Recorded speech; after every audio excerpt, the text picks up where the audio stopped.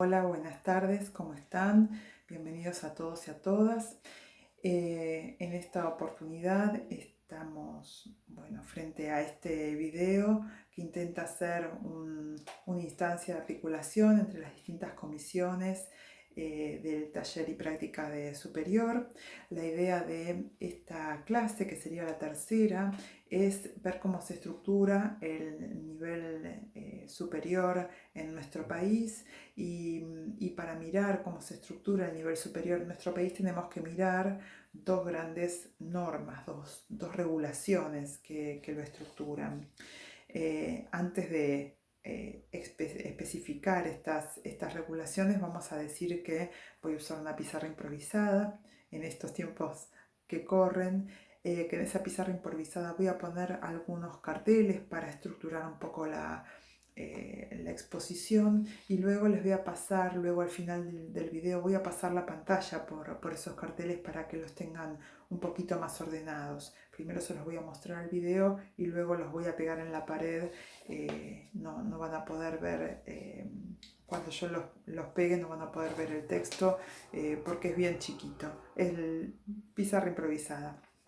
Bueno, decíamos, dos grandes leyes estructuran y regulan el nivel superior. La primera es la Ley de Educación Nacional, la Ley 26.206, sancionada en el año 2006. Esa ley, ¿qué hace? Dice, estructura al sistema educativo en su conjunto, plantea cuáles son los niveles educativos que se incluyen dentro de ese sistema educativo. Dentro de ellos, de esos niveles educativos, está el nivel superior. El nivel superior abarca las universidades y los institutos universitarios, por un lado, como un gran bloque, y por otro lado, como otro gran bloque, los institutos de educación superior. ¿Sí? Esa ley, a ver si acá entre la pantalla, esa ley también habla específicamente de cómo se forman los docentes en nuestro país, ¿sí? Hace mención a la formación de docentes. Entonces ahí hay regulaciones bien específicas sobre nivel superior y formación docente. Ahora bien, segunda ley. La segunda ley que estructura al nivel superior es la Ley de Educación Superior, la Ley 24.521, sancionada en 1995. Acá una salvedad.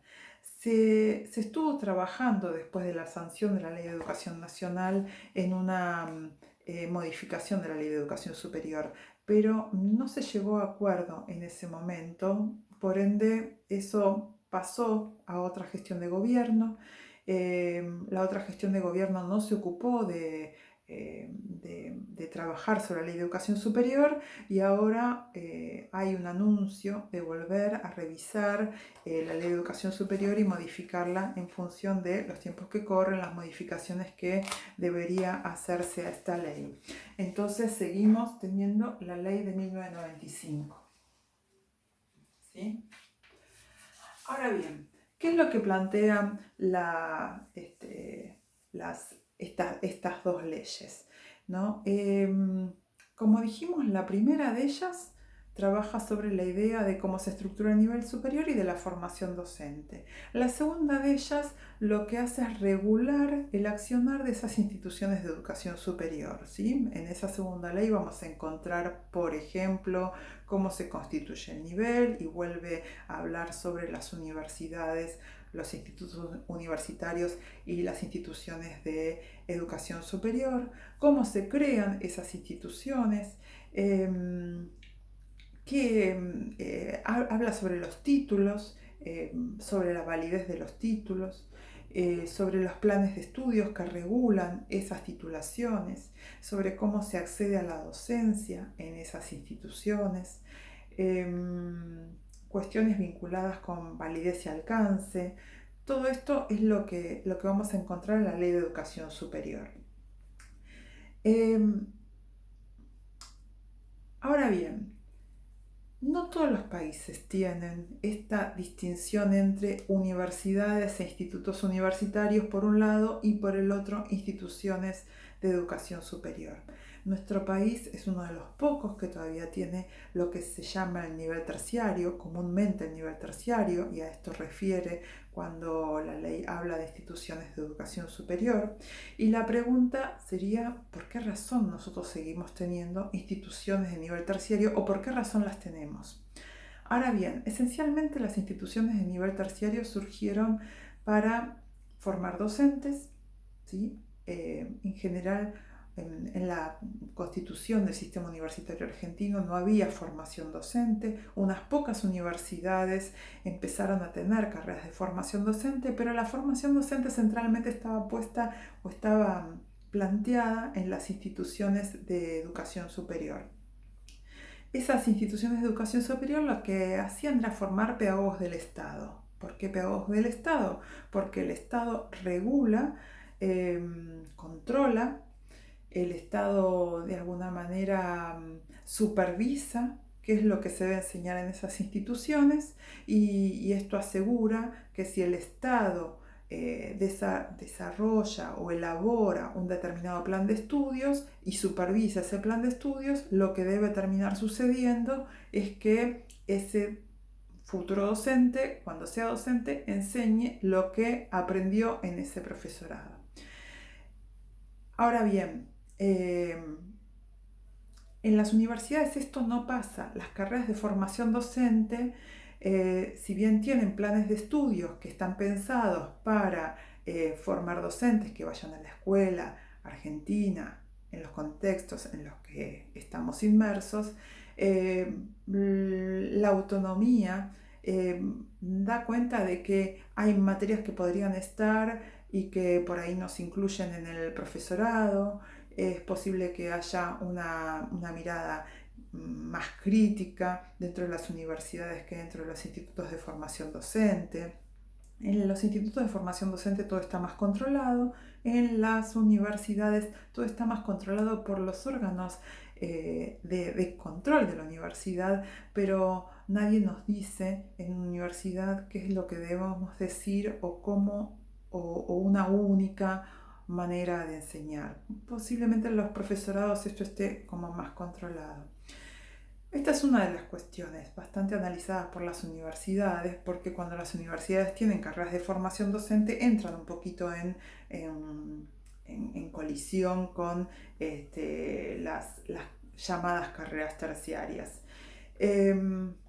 Una de las cuestiones que podemos también ver en el sistema educativo es que nuestras carreras tienen un puntaje. Cuando ustedes egresan, el título que ustedes van a obtener va a tener un determinado puntaje.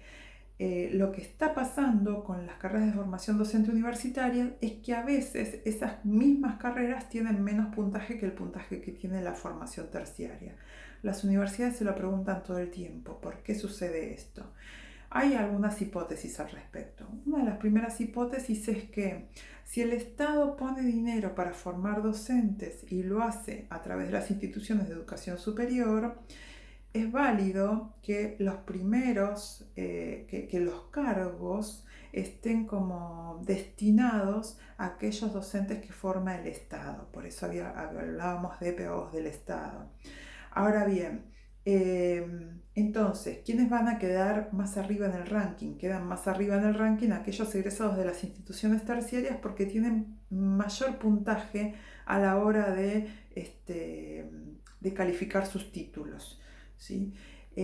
Esto parece extraño, pero no lo es. Si ustedes van al nomenclador de títulos, se van a dar cuenta que las diferencias entre los puntajes de títulos son interesantes para mirar. No son enormes diferencias, pero hay un punto, 2 puntos, depende de las carreras. Esto es algo que desde las universidades lo están planteando recurrentemente ante lo que se llama la comisión de títulos.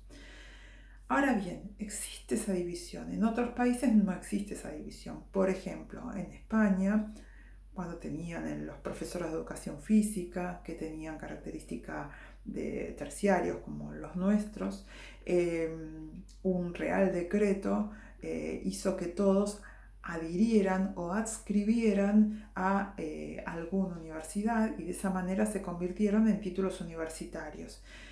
Muchos docentes que vienen de España a dar seminarios, cursos acá, nos cuentan que fue bastante costoso ese proceso, costoso para ellos, y que los procesos de adaptación les llevaron muchos años, que en este momento ya son instituciones que están adaptadas a la vida universitaria y cuyas titulaciones son de nivel universitario. Luego hay otras complejidades. Yo les voy a pedir, como una de las tareas de la clase 3, que ustedes vayan anotando las dudas que surgen de todas estas cuestiones. Seguramente van a tener un montón de dudas a partir de lo que yo les estoy explicando. Anoten esas dudas porque esa va a formar parte de una de las actividades que ustedes tienen que enviar. Posiblemente en función de las dudas que aparezcan, si aparecen muchas, si da lugar a que lo podamos hacer, podríamos hacer un nuevo video cortito de respuesta a esas dudas, retomando esta temática. Ahora bien, habiendo hecho esta explicación, vamos a ver cómo se estructuran dentro del nivel superior esos dos grandes bloques. Por un lado, la universidad y los institutos universitarios, y por otro lado, los institutos de educación superior. En la ciudad de Buenos Aires, el nivel terciario incluye dos tipos de formación. Por un lado, y acá armamos nivel terciario, ¿sí? Por un lado, abarca lo que sería la formación docente, y la formación docente incluye los profesorados, y cuando digo los profesorados estamos diciendo profesorados de educación física, profesorados de arte, profesorados de música, que están dentro de arte, perdón, profesorado de educación especial, profesorado de historia, profesorado de geografía, ¿sí? Los famosos 29 profesorados que salieron a marchar en contra del UNICABA. Esos 29 profesorados forman parte de lo que se llamaría la formación docente para la ciudad de Buenos Aires, ¿sí? Luego hay otra división dentro del nivel terciario en la ciudad de Buenos Aires que refiere a lo que se llama la formación técnica. Ahora bien, ¿qué incluye la formación técnica? La formación técnica incluye, por ejemplo, las tecnicaturas, los cursos de técnicos deportivos que sean en el ISDE, algunos oficios, por ejemplo, el formarse en gastronomía o en indumentaria, que son carreras que se dictan, por ejemplo, en el Normal 6, en una escuela normal que queda en la ciudad de Buenos Aires. Enfermería, la enfermería que no es universitaria, la enfermería terciaria. El periodismo deportivo es una carrera técnica. Fíjense que ahí aparece como un nicho laboral bien interesante para los profes de educación física, las carreras técnicas que requieren de los profes de educación física como futuros docentes en el nivel superior, que forman en otras especialidades que no son exclusivamente el profesorado de educación física. Yo tengo un machete acá. Ahora bien, la formación docente no es exclusiva del nivel terciario. La formación docente, como dijimos, también está en el nivel universitario, ¿sí? El universitario, vamos a ponerlo por acá. Ahora bien, no todas las universidades tienen formación docente, ¿sí? Algunas ni siquiera quieren tener la formación docente, y algunas la tramitan a posteriori de la formación principal. Por ejemplo, un sociólogo, un licenciado en sociología, tiene su título docente luego de pasar luego de recibirse licenciado en sociología. Hace lo que se llama el ciclo de complementación docente. Pero, por ejemplo, la UBA no tiene carreras específicas de formación docente, ¿sí? Tiene carreras que tienen complementación docente y son al final de la adquisición de ese título. Nuestro sistema universitario se compone de las universidades más tradicionales, las primeras universidades, Universidad de Córdoba, Universidad de La Plata, la UBA. Luego las universidades que aparecieron en los años 70 con el plan Tacchini, ¿sí? Tacchini propone un plan en el cual se plantea que es estratégico distribuir universidades a lo largo de nuestro país para evitar que los estudiantes migren hacia Buenos Aires para estudiar, más allá de que sigue sucediendo, y tener centros, polos de formación estratégica en el interior del país. Entonces las universidades se constituyen como espacios de formación de esos estudiantes locales en actividades específicas de la localidad, ¿sí? Entonces, por ahí no van a tener un licenciado en turismo en zonas turísticas, pero no los van a tener en otras universidades. Entonces, el plan Tacchini tenía que ver con la distribución estratégica de las universidades. Luego luego hubo un parate con la dictadura, hubo un parate en la apertura de nuevas universidades. De hecho, alguna de ellas, de las creadas, se cerró. Y en los 90 vuelve una apertura de universidades, pero privadas, ¿sí? Estas universidades privadas están bien vinculadas con las lógicas de gestión más neoliberales, donde el mercado manda, y como el mercado manda, el ministerio como que despliega una serie de permisos para que estas universidades aparezcan, ¿sí? Ahí aparece un poquito la historia de las licenciaturas en educación física, que si quieren las podemos ampliar en otro video, en otro apartado, o si quieren lo hacemos específicamente para la comisión que así lo desee. Y luego en los 2000 aparece la apertura de las universidades, que son las universidades más locales, las universidades que acá conocemos como las universidades del conurbano, ¿sí? La Universidad de San Martín ratifica su fundación, que había empezado en los 90, pero que luego tuvo unos traslados, cierres, aperturas, cierres de carrera. Después la Universidad 3 de Febrero, la Universidad de La Matanza. La Universidad de La Matanza es del 96, es decir, entre mitad de los 90 y 2000, 2006, 2007, se empiezan como a constituir estas nuevas universidades. Universidad de Quilmes en su momento, Universidad de Hurlingham, Universidad de Avellaneda, ya una de las más nuevitas, la Universidad Jaureche. Bien, eso es el panorama. La creación de universidades está íntimamente vinculada con la gestión de las políticas públicas y qué es lo que se pretende en términos de acceso y democratización de la educación superior. Ahora bien, esperen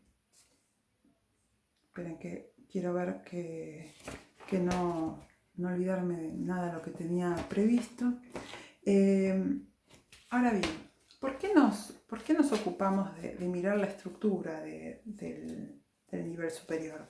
Bueno, nos impacta por dos cuestiones. Por un lado, nos impacta como una cuestión vinculada con nuestra futura fuente de trabajo, ¿no? Con nuestro futuro espacio laboral. Y por otro lado nos impacta porque hay una cuestión vinculada con el desarrollo de carrera. Tanto nosotros en su momento como ustedes seguramente van a querer seguir sus carreras después del profesorado. Puede que sí, puede que no es obligatorio, pero el desarrollo de carrera implica conocer al sistema de nivel superior y cómo este sistema está constituido para saber hacia dónde voy en términos de ese desarrollo. Ahora bien, las universidades tienen tres tipos de carreras, ¿sí? Por un lado, las universidades tienen lo que se llama el pregrado. Por otro lado, las universidades tienen lo que se llama el grado.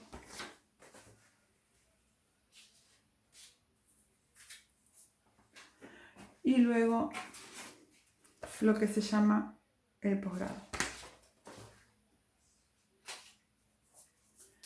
¿sí? Ahora bien, dentro de lo que se llama el pregrado, las universidades incluyen la formación de técnicos o de auxiliares, ¿sí? En el caso de educación física, el pregrado podría ser un auxiliar en recreación, y creería yo que no hay ninguna carrera de educación física que tenga el pregrado en ninguna de las universidades de nuestro país en este momento. Podría ser un título de técnico, tranquilamente, eso es un pregrado. ¿Cómo se define el grado? Se define como esa carrera que se da en 2.600 horas presenciales con un mínimo de 4 años de cursada. Eso es la resolución 7 del 2007 que fija los alcances de una carrera de grado. Ustedes dirán, pero el profesor de educación física que estamos cursando tiene más horas presenciales y casi más años. Sí, es cierto. Eso tiene que ver con un problema de elaboración del plan que también podemos discutir en otra instancia. Es decir, no es que un plan, si se pasa de horas, pasa a ser de grado universitario. Digo, son como dos bloques diferentes. Lo terciario es lo terciario, lo universitario es lo universitario y se rige con otra normativa. Ahora bien, el Ministerio fijó en el 2007 cuál era el nivel de actividades presenciales que debía tener una carrera de grado. Y lo fijó porque anteriormente a eso estaban apareciendo las modalidades virtuales. La primera modalidad virtual que aparece es la Universidad Virtual de Quilmes, que daba toda una carrera completa en formato virtual. Entonces, para evitar que empezaron a aparecer todas carreras virtuales, el ministerio dice, no, retomemos y fija un mínimo de horas presenciales para esas carreras o para cualquier carrera de grado. Una carrera de grado en la universidad está vinculada con específicamente las carreras más tradicionales y las que van apareciendo. Hay que tener en cuenta acá que las universidades más tradicionales demoran más en formular nuevas carreras y las universidades menos tradicionales, las más nuevas, digamos, tienen como una dinámica diferente en la formulación de carreras y son como las de vanguardia, las más avanzadas a la hora de formular nuevas instancias de formación, digamos, todo lo que es multimedia, informática, programación, etcétera, seguramente lo van a encontrar en las universidades más nuevas y las carreras más tradicionales seguramente las van a encontrar en las universidades más tradicionales. Siempre estamos estamos hablando de una generalización un poco para entrar académicamente en el análisis de la cuestión, ¿sí? Luego podemos ver cuáles son los matices de estas cuestiones. Entonces, la universidad esencialmente se creó para formar en profesiones liberales. Profesiones liberales son aquellas profesiones donde esos profesionales, valga la redundancia, tienen un salario que lo fija su colegio de profesionales o un monto de salario que lo fija su colegio de profesionales, que tienen colegio de profesionales, que esos colegios de profesionales le dan matrícula y que esa matrícula les certifica para trabajar, y ese mismo colegio de profesionales establece si tienen que certificar o recertificar. Entonces hablamos de profesiones liberales, los médicos, los abogados, los arquitectos, los kinesiólogos, ¿sí? Esas son profesiones liberales y la universidad estuvo pensada centralmente para esa formación. Por eso la formación de maestros, la formación de docentes estaba pensada para otro nivel. En su momento las escuelas normales formaban maestros, ¿sí? Luego, remitámonos a lo que sabemos de la historia de la educación física en relación a la formación de docentes de educación física a partir de la iniciativa de Romero Bresa a pedido de Pablo Pisurno, ¿sí? Eso nos remontamos ahí para pensar en el surgimiento de los profesores de educación física. Ahora bien, las universidades entonces forman para las profesiones liberales y forman licenciados. Los licenciados son egresados de carreras de grado que tienen esencialmente formación específica en el área para la cual se licencian y que van a trabajar o fuera de la universidad o dentro de la universidad, ¿sí? O dentro de la universidad como docentes de la universidad, ¿sí? Entonces, primera pregunta que puede aparecer: quiero hacer la licenciatura, ¿me sirve para ir al sistema educativo? Sí, me sirve porque una mejor formación va de suyo en un mejor posicionamiento mío frente a mi clase, pero no es la licenciatura lo que me da lugar a enseñar mejor, o lo que me da un mejor lugar para ingresar al sistema. Ahora, ¿me va a dar puntaje? Sí, me va a dar puntaje, pero por ahí no me va a dar el puntaje esencial. ¿Por qué? Porque da muy poco puntaje en relación a lo que yo necesito para ser docente. Para ser docente de una escuela tengo que tener un título de docente, ¿sí? No puedo tener una licenciatura, no puedo ser licenciado en educación física y trabajar en una escuela si no fui o si no tengo el título de profesora. Digo esto porque hay universidades que sí dan el título de licenciado en educación física sin el de profesor. Uno de los casos es la Universidad de El Salvador, que uno puede hacer la licenciatura en educación física sin haberse recibido de profesor, es decir, sale de quinto año del secundario, va a la Universidad de El Salvador, cursa la licenciatura completa, egresa como licenciado en educación física. Si quiere ir a trabajar en la escuela, lo que tiene que hacer es un ciclo de complementación que se da los días sábados. Después ponemos en cuestión la calidad o no de ese tipo de carreras, si está bien o está mal, eso es harina de otro costal. Me parece que también podríamos retomar esto en las clases presenciales para generar algún tipo de debate frente a estas cuestiones. Ahora bien, habíamos dicho, la universidad tiene carreras de pregrado, carreras de grado, carreras de posgrado. Hay universidades que tienen como carrera de grado de profesor de educación física. Por ejemplo, la Universidad de La Matanza, por ejemplo, la Universidad de Avellaneda, por ejemplo, la Universidad de Flores en el sistema de gestión privado, por ejemplo, la Universidad de Burlingame, ¿sí? Fíjense, todas universidades nuevas, por ejemplo, la Universidad de Luján. Esas son universidades que tienen el profesorado de educación física como carrera de grado. La licenciatura no es una carrera de posgrado, es una carrera de grado también. Es decir, no es un posgrado que yo hago, sino que es el grado. Para la universidad la licenciatura es grado, no es posgrado. Si yo la hago después que otra carrera de grado, eso no la convierte en posgrado, la convierte en una carrera de grado igual, está a la par que la carrera de grado anterior. Ahora bien, ¿qué es el posgrado? Nuestro país asume un determinado modelo de posgrados, no todos los países asumen el mismo modelo, pero nuestro país asume este modelo. El modelo de posgrados abarca o implica, en primer término, ¿sí? Esta es como la gradación de los posgrados, gradación en términos de que aparece uno, el otro, el otro, el otro, vamos a ver si en secuencia o no, ahora lo explicamos. En primer término, la especialización. Entonces, en segundo término, maestrías. En tercer término, doctorados.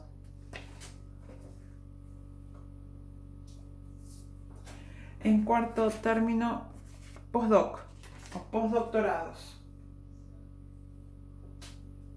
¿Sí? Ahora bien, ¿esa lógica de posgrados aparece en secuencia? No necesariamente. Yo puedo hacer una maestría sin haber hecho una especialización. Yo puedo hacer un doctorado sin haber hecho una maestría. En general, los posgrados se hacen con un grado terminado, a no ser que algún posgrado habilite a que yo vaya con mi título de profe de educación física terciario y alguna experiencia más o alguna formación más.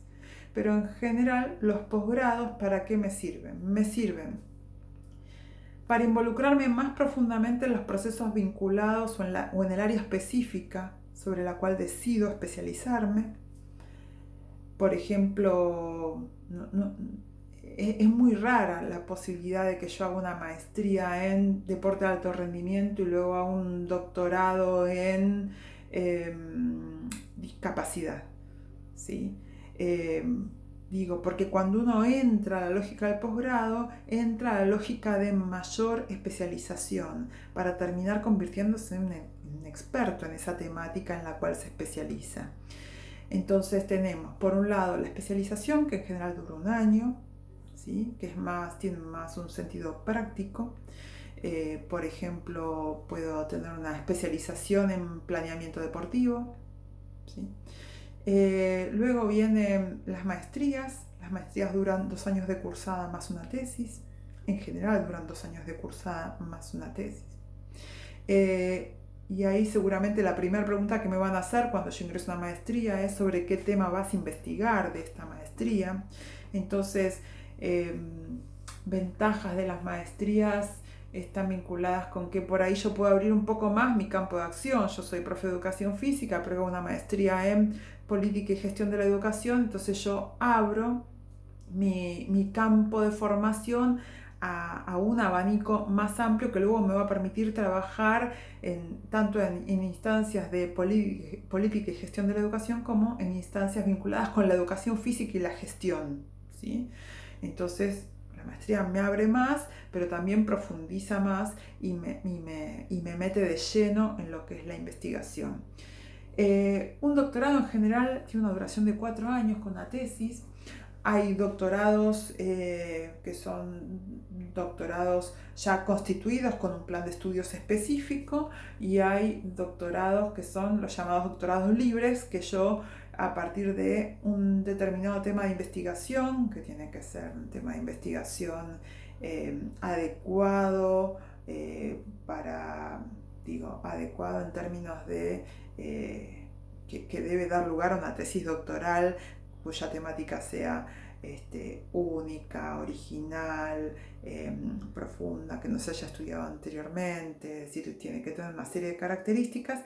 Entonces yo, en función de esa temática que me propongo investigar, lo que voy a hacer es, con mi director de tesis doctoral, voy a elaborar un plan de estudios ad hoc, es decir, pensado para poder llevar adelante esa tesis doctoral. Y mi doctorado termina cuando entrego mi tesis doctoral. Y luego el postdoc es la formación y la investigación que yo hago luego del doctorado, ¿sí? Y eso tiene una duración variable y son pocas las universidades que ofrecen esa formación. Siempre todas estas cuestiones están bajo el paraguas, bajo el marco de la universidad.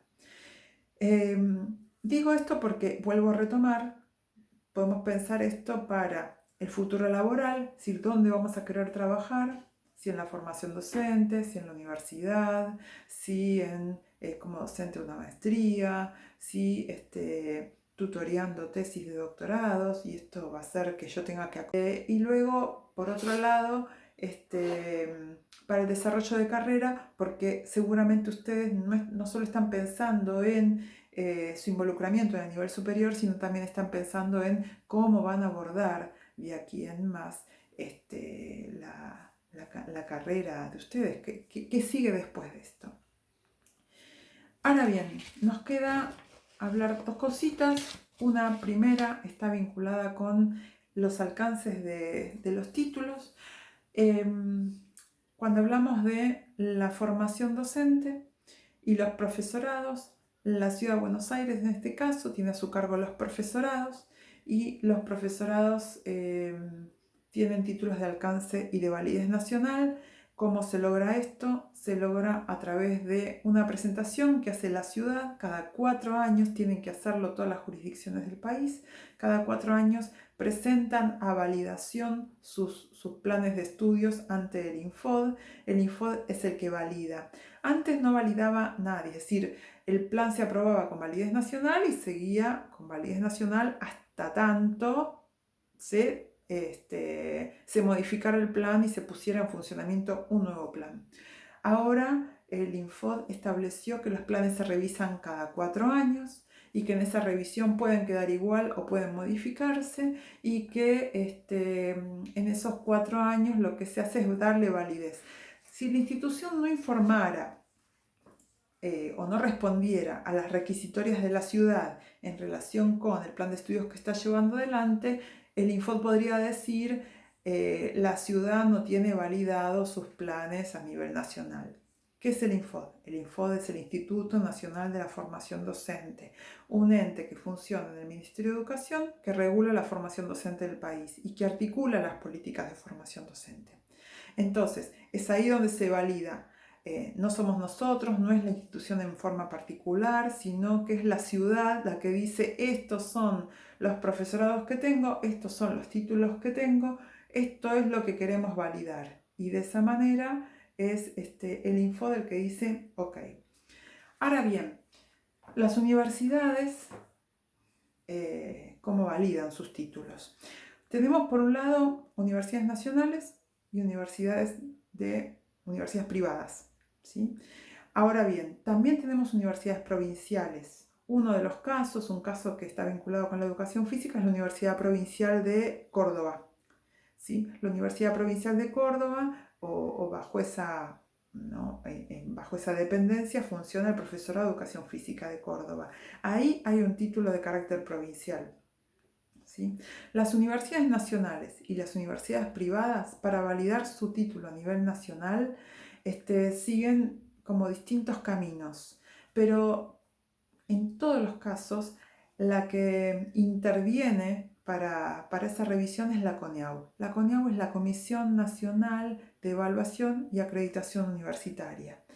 Es ante la CONEAU a quien se le presentan los planes de estudios, y es la CONEAU la que le da validez a los títulos. También es la CONEAU la que interviene para validar los posgrados, ¿sí? Cuando uno va a hacer un posgrado, lo que en general nos informan es qué categoría tiene ese posgrado, y esa categoría está íntimamente vinculada con la calidad del posgrado. ¿Quién le pone la categoría? La CONEAU. Un posgrado AN es un posgrado excelente, un posgrado A es un posgrado excelente. La diferencia entre AN y A es que AN es un posgrado recientemente creado que todavía no tiene ningún egresado, y un posgrado A es un posgrado excelente, y esa excelencia está vinculada con muchas variables.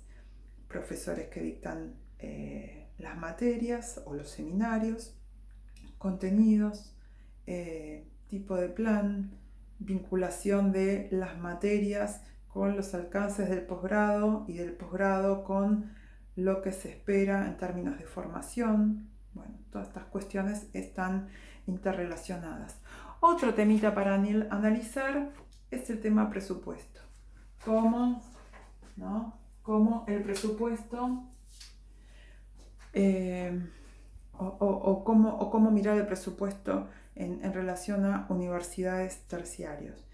En el nivel terciario, el presupuesto es el presupuesto aprobado para cada una de las jurisdicciones, es decir, la legislatura de la Ciudad de Buenos Aires es la que aprueba el presupuesto para la gestión de la Ciudad de Buenos Aires, y dentro de ese presupuesto aprobado está el rubro que le corresponde a los profesorados. Entonces, cuando hay que crear una nueva comisión porque hay una gran cantidad de matrícula, lo que hace la institución, el profesorado, es decirle al ministerio: tenemos que crear una comisión. El ministerio dice sí o no en función de ese paquete presupuestario que tiene destinado a los profesorados, ¿sí? Entonces, el presupuesto está íntimamente vinculado con lo que en este caso la ciudad tiene destinado como recursos. ¿De dónde viene ese dinero? Viene de dos cuestiones: del aporte jurisdiccional, es decir, de lo que recauda la jurisdicción, y por otro lado de los fondos coparticipables, es decir, de aquellos impuestos que pagamos todos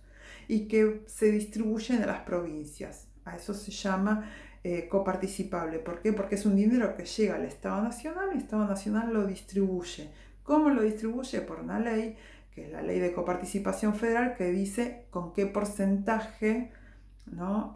Distribuye ese dinero a las provincias, ¿no? Entonces, de esos dos fondos, lo que tiene la jurisdicción más los fondos de coparticipación, eso conforma el presupuesto de la jurisdicción y dentro de ese presupuesto se define un rubro que es educación y dentro del rubro de educación se define cuánto va a los profesorados y en función de eso el ministerio dice hay plata para una comisión más o no hay plata para una comisión más. ¿Sí? Básicamente es eso, ¿no? Puede haber variables, matices. Ahora bien, con las universidades, ¿qué pasa? Las universidades nacionales dependen del Ministerio de Educación Nacional y es el Ministerio de Educación Nacional el que asigna un paquete de fondos a las universidades y las universidades en el marco de su autonomía definen cómo distribuyen los fondos al interior de la universidad. Entonces podría ser que algún año, dentro de la discusión del presupuesto en la universidad, definan que deciden priorizar una carrera por sobre la otra o deciden crear una carrera o la otra y en función de eso distribuyen el presupuesto. El Estado Nacional da el paquete presupuestario pero no se mete en cómo se distribuyen los fondos. ¿Por qué? Porque las universidades cuentan con autonomía universitaria. ¿Sí? Las universidades privadas no reciben fondo de nación, a no ser que haya algún subsidio en particular o algún fondo específico o algún trabajo de articulación con el gobierno nacional. Básicamente, esto es lo que esperábamos contarles. Seguramente surgirán dudas a partir de estas cuestiones que le planteo, mucho para hablar acerca de esto y mucho para debatir en términos de problematizar la educación superior de nuestro país y poder tener un punto de partida para poder proponer modificaciones acerca de la formación docente y de nuestra formación dentro del marco del nivel superior. Bueno, ahora voy a cortar, voy a dar vuelta a la cámara y les voy a mostrar lo que está en la pared para que les quede como un cuadro que permita ver un poquito el panorama total de lo que estuvimos hablando. Y me despido y les dejamos las actividades para realizar. Un beso, a cuidarse.